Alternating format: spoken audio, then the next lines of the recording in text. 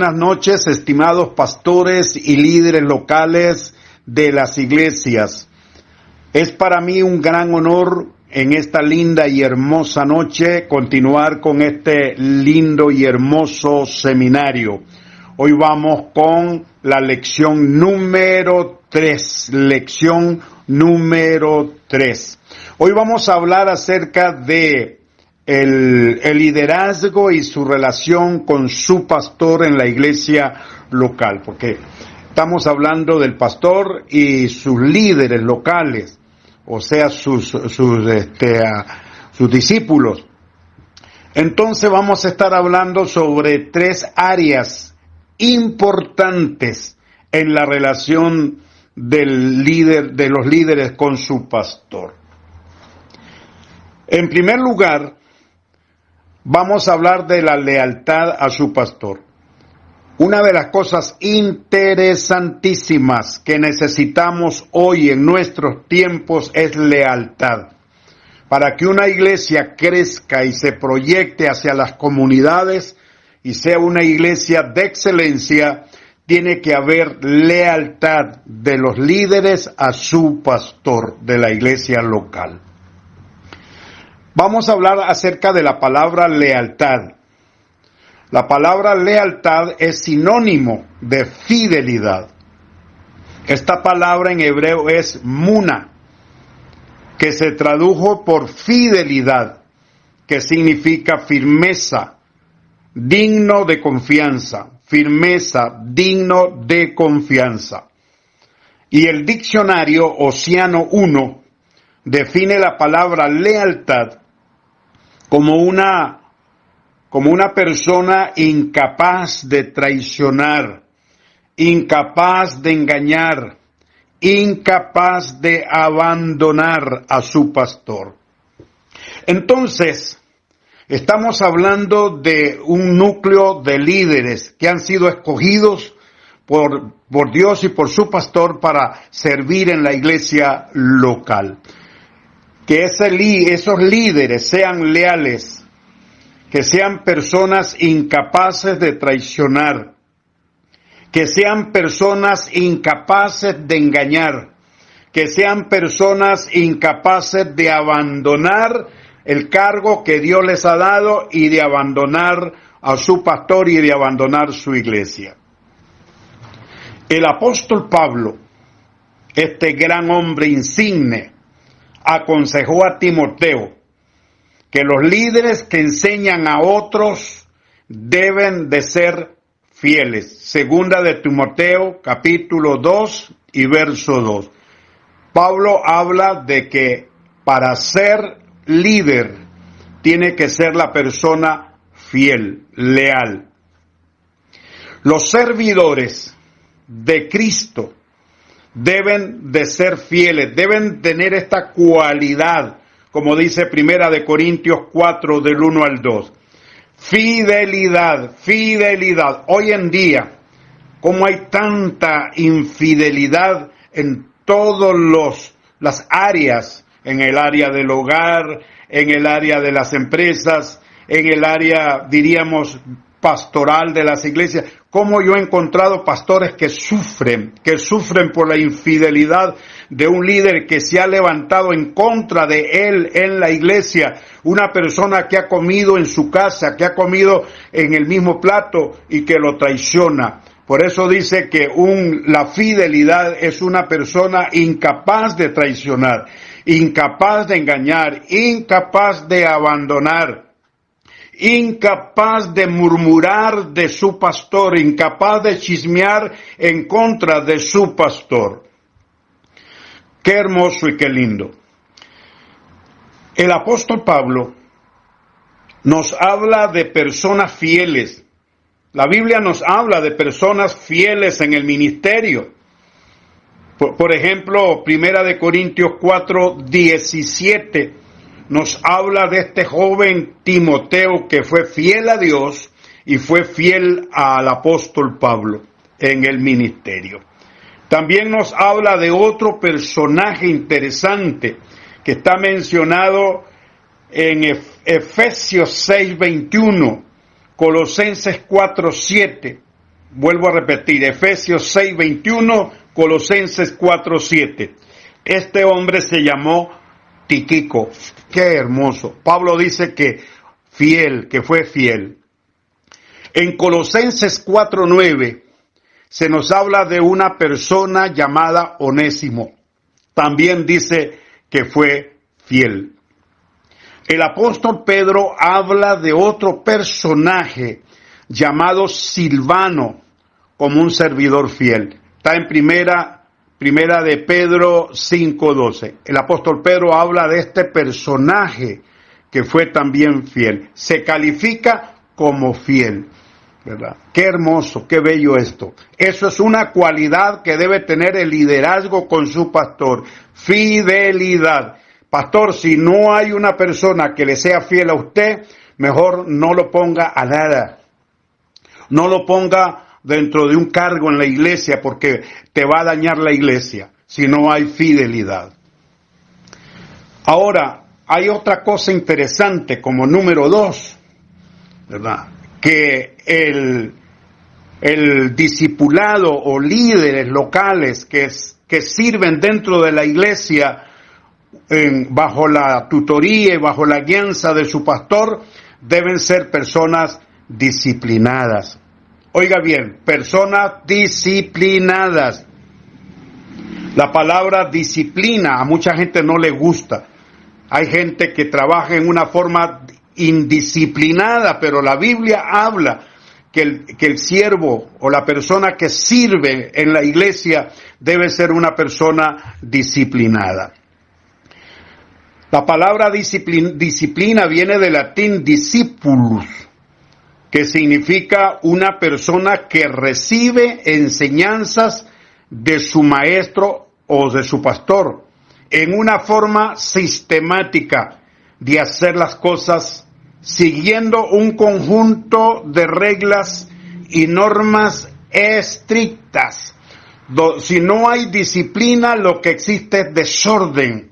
Y en un liderazgo debe haber disciplina. Aunque no les gusta a muchas personas, bueno, si no les gusta, entonces no califican para ser líderes dentro de la iglesia local. Dios, podemos ver acá, que Dios usa la disciplina con carácter correctivo, disciplina con carácter formativo. Hay una palabra en griego que dice paideia, que del griego significa la formación de un niño, disciplina, corrección. Y usted puede ver eso en Efesios 6:14, que ahí está el término disciplina, instrucción. Segunda de Timoteo 3:16. La disciplina, digo yo, estimados pastores, es la forma de trabajar en una forma sistemática, persistente y progresiva hacia una meta específica, superando las dificultades y obstáculos que se presentan en una determinación inquebrantable. Así es que, si quieres tener una iglesia fructífera, una iglesia poderosa, una iglesia de excelencia, cuando ores a Dios por las personas que van a estar a tu lado, que sean personas disciplinadas, que acepten ser disciplinadas, ser enseñadas para la gloria de nuestro Padre Celestial. Otra cosa interesante que deben tener los líderes, los discípulos que están trabajando al lado de su pastor, es de ser respetuosos y obedientes a su pastor. Yo conozco muchas personas líderes trabajando en las iglesias. Yo que fui pastor por 53 años, fui pastor y me tocó visitar iglesias, pastorear pastores, supervisar pastores, y llegué a muchas iglesias donde los líderes locales que están al lado del pastor son irrespetuosos con él. Y eso no debe ser así. Un líder que está al lado trabajando con su pastor debe ser una persona obediente, debe ser una persona que brinde respeto a su pastor, hermano. Respeto, obediencia, eso lo dice Hebreos 13:17, léalo detenidamente. Y Primera de Corintios 16:15 al 16, respeto y obediencia. La Biblia, Dios habla hoy. Me gusta mucho cuando habla de Primera Tesalonicenses 5, del 12 al 13. Me gusta esa forma parafraseada.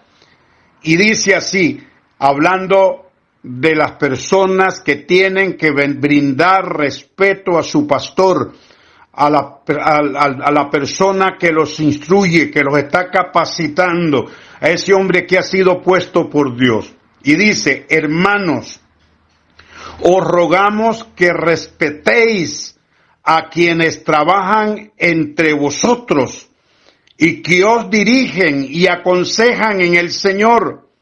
Debéis tenerlos y amarlos mucho por el trabajo que llevan a cabo. Vivid en paz unos con otros. Eso lo dice la palabra de Dios. Vuelvo a repetir, Primera de Tesalonicenses, capítulo 5, del 12 al 13. Usted puede consultar a muchas otras versiones y todo gira en torno al respeto y a la consideración que hay que brindarle a la persona que Dios ha puesto para enseñarte, para discipularte. ¿Por qué? ¿Por qué es necesario? Bueno, Primera de Pedro 5, del 1 al 5, léalo ahí detenidamente. Primera de Pedro 5, del 1 al 5. Dice, porque ellos apacientan la grey de Dios. O sea, han sido puestos ahí para apacentar, para guiar la grey de Dios y merecen el respeto delante de Dios hacia ellos. No ese irrespeto. Yo he encontrado personas que son irrespetuosas, le gritan a su pastor, no son obedientes. Esas personas no califican ni para miembros de la iglesia, ni mucho menos para una directriz que puedan llevar dentro de la iglesia local o una dirección de un ministerio. Jamás de los jamás. Hay algo interesante, que esto debe quedar bien claro, debe quedar bien grabado en tu corazón, hermano. Debe quedar plasmado, pastor, en tu corazón. Si vas a orar a Dios para que el Señor te dé personas que van a estar a tu lado, que han sido llamadas por tu persona bajo la dirección de Dios y bajo la oración, no puedes perder de vista este consejo que hoy te estoy dando. Ahora viene otra cosa interesante. Es el líder o los líderes y su relación con su iglesia.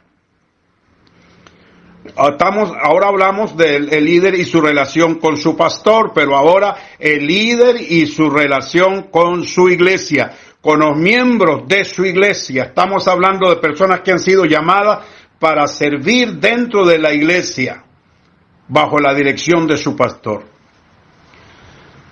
Debe de actuar, oiga lo que le voy a decir, debe de actuar el líder como una persona madura y no como un niño espiritual. Los 3 niveles de vida están marcados en la palabra de Dios en Primera de Corintios 2:14. Vamos a comenzar a ver ahí. Primera de Corintios 2:14. Ahí en Primera de Corintios, esa carta nos habla de los 3 niveles de vida en el mundo cristiano. Y también en el mundo natural. Está primeramente el hombre natural, el hombre psíquicos, el hombre que no puede entender las cosas que son del Espíritu de Dios. Es el hombre irredento, el hombre que no ha nacido de nuevo, Eso lo menciona 1 Corintios 2:14. El hombre animal no percibe las cosas del Espíritu, porque para él le son locura. Puede leer también Efesios 2, del 1 al 2. Ese es el hombre que puede estar dentro de la iglesia y porque tenga alguna preparación académica. Está bien la preparación académica y yo creo que todo líder debe estar preparado también académicamente. Pero poner a una persona simplemente porque tiene un estatus económico o porque aporta un estatus académico y no ha nacido de nuevo, un natural, usted va a arruinar la iglesia, porque esa persona no va a entender las cosas del Espíritu, porque para él van a ser locura. Ahora estamos hablando de lo que dice 1 Corintios 3, del 1 al 4. Nos habla del hombre niño, o sea, el hombre niño que no ha crecido, o sea, es la persona que ha nacido de nuevo, pero no se ha desarrollado, funciona en una forma carnal todavía, en una forma sarquina, como dice en griego, sarquikos, niño, que está todavía de leche espiritual, como dice 1 Corintios 3, 1 al 4, léalo, como también Hebreos 5, 13 al 14, leche. Dice que si alguien todavía está de leche, no es apto para desempeñar un cargo dentro de la iglesia local. 1 de Pedro 2, del 1 al 2, lo habla bien claro. Vuelvo a repetir los textos. 1 de Corintios 3, 1 al 4, Hebreos 5, 13 al 14 y 1 de Pedro 2, 1 al 2.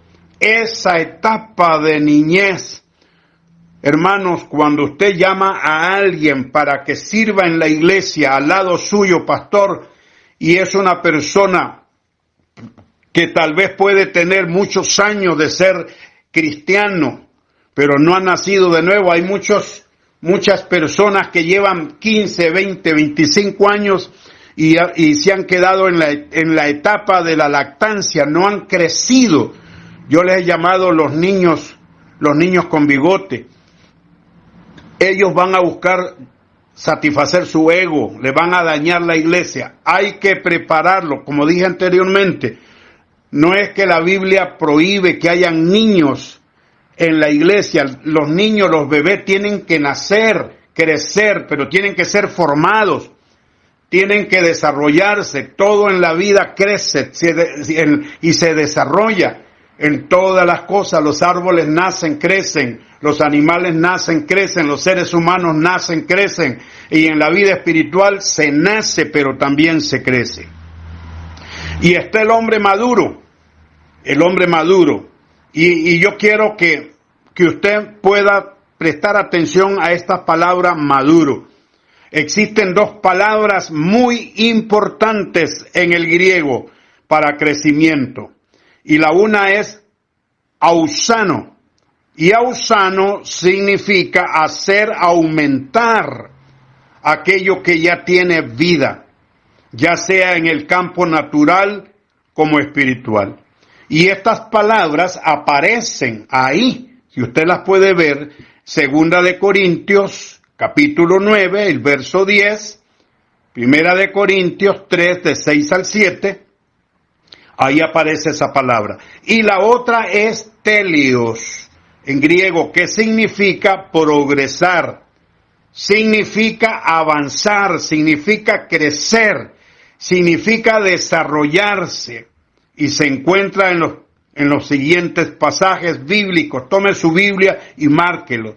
Efesios 4:13, ahí se habla de la palabra perfecto. Hebreos 5, 13 al 14, habla la palabra, ahí la palabra de Dios habla el término madurez. Perfección la encontramos en Colosenses 1:28. Perfecto la encontramos en Mateo 5:48. Perfecto en 2 de Timoteo 3:17. Porque en el reino de Dios, estimado hermano, se nace, pero debe haber un crecimiento hasta llegar a la madurez, hasta que Cristo sea formado en el corazón del líder, para la gloria de nuestro Señor y Salvador.